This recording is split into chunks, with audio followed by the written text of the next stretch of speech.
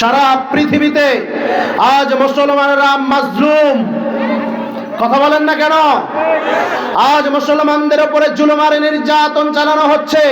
মুসলমানদেরকে মুসলিম নিধনের জন্য একটা তারা পায়তারা শুরু করেছে। অতি শীঘ্রই হিন্দুস্তানের সাথে আমাদের মুসলিমদের একটা লড়াই হবে। এটা রাসূল সাল্লাল্লাহু আলাইহি ওয়াসাল্লাম ভবিষ্যৎবাণী করেছেন।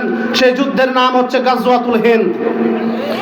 এই গাজওয়াতুল হিন্দ যে সময় যুদ্ধ হবে, সে সময় পায়ের টাকনু পর্যন্ত মুসলমানদের রক্তে রঞ্জিত থাকবে আল্লাহর জমিন। সে সময় মুসলিম যোদ্ধারা তিন ভাগে ভাগ হয়ে যাবে। প্রথম নাম্বার, তারা লড়াই করতে করতে, হিন্দুদের সাথে লড়াই করতে করতে তারা শাহাদাত বরণ করবে। দ্বিতীয় নাম্বার, সেই ব্যক্তি যারা হিন্দুদের সাথে লড়াই করতে করতে, হিন্দুস্তানের সাথে লড়াই করতে করতে তারা পালিয়ে যাবে, তারা হবে মুনাফিক, তাদের স্থান হবে জাহান্নাম।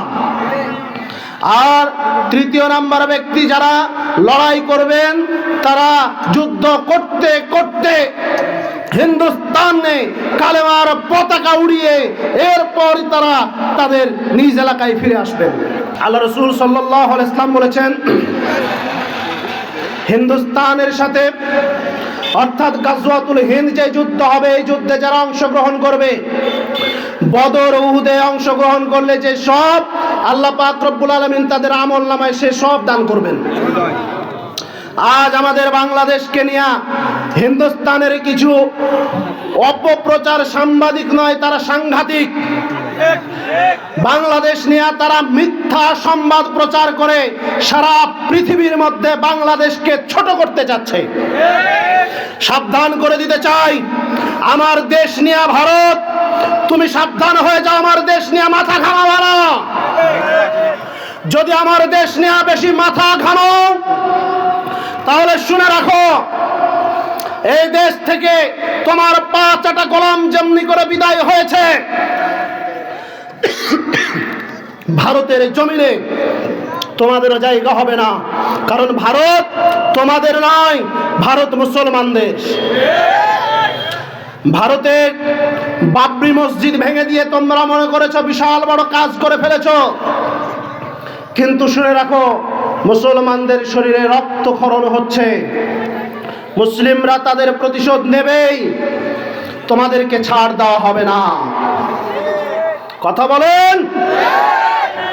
তারা আমার দেশ চট্টগ্রামকে তারা দখল করার জন্য পায়তারা করে। তারা যখন তখন হুমকি দেয়, ঢুকে যাব, আসো, আমরাও দেখায় দিব। কারণ চট্টগ্রাম এমনই একটি জায়গা, যে সময় এ দেশে কোনো মুসলমানদের বসবাস ছিল না, চট্টগ্রাম থেকেই বাংলাদেশে ইসলাম প্রচার শুরু হয়েছিল। আবারও চট্টগ্রাম থেকেই বাংলাদেশে ইসলামী রাষ্ট্র প্রতিষ্ঠিত হবে ইনশাআল্লাহ। আমার ভাইরা, মাওলানা আব্দুল হামিদ খান ভাসানী বলেছিলেন, উনি কিন্তু আমাদের কেউ না, উনি ওনাদেরই। কথা বলেন না কেন? উনি কাদের? ওনাদের। উনি বুঝতে পেরেছিলেন, উনি বলেছিলেন, বাংলার মানুষ যতদিন পর্যন্ত বুঝতে না পারবে ভারত আমাদের বন্ধু নয়, তারা আমাদের চিরশত্রু, যতদিন পর্যন্ত তারা বুঝতে না পারবে ভারতের গোলামি থেকে বাংলার মানুষ বেরিয়ে আসতে পারবে না। মাওলানা আব্দুল হামিদ খান ভাসানী বলেছিলেন,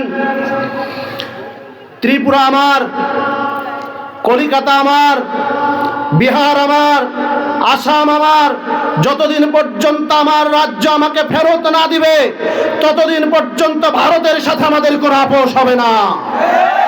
আমার ভাইয়েরা, কোরআনের মাহফিল থেকে, কোরআনের মাহফিলের যে ঢল শুরু হয়েছে, কোরআনের মাহফিলে যে মানুষের আগমন শুরু হয়েছে, এই জনগণের আগমন বার্তা থেকেই প্রমাণ হচ্ছে আগামীর বাংলাদেশ আলেম ওলামার বাংলাদেশ, আগামীর বাংলাদেশ সৎ শাসকের বাংলাদেশ, আগামীর বাংলাদেশ মিয়া গোলাম পরোয়ারের বাংলাদেশ, আগামীর বাংলাদেশ অধ্যাপক মুজিবুর রহমানের বাংলাদেশ, আগামীর বাংলাদেশ